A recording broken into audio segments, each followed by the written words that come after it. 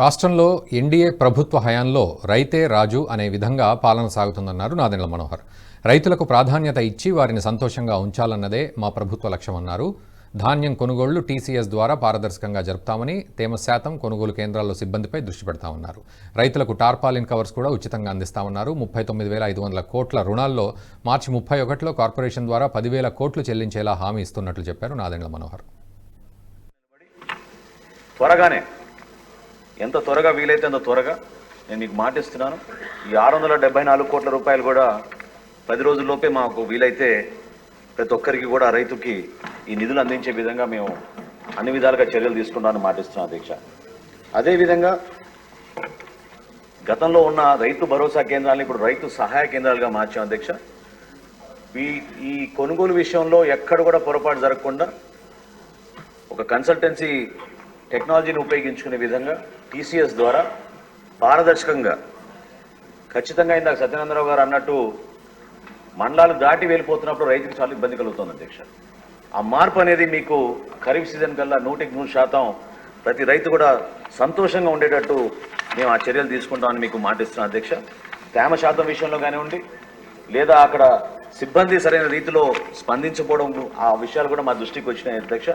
వీటన్నిటిపైన కూడా సమగ్రంగా మేము లోతుగా విచారించి తప్పకుండా నేను ఇందాక అన్నట్టు రైతుకే మేము ప్రాధాన్యత ఇచ్చి రైతు మరొక్కసారి కష్టాల్లో ఉండకూడదనే ఉద్దేశంతో ఎన్ని ఆర్థిక ఇబ్బందులు ఉన్నాయి కూడా మన ప్రభుత్వం కష్టపడి ముందుకెళ్తాం అధ్యక్ష.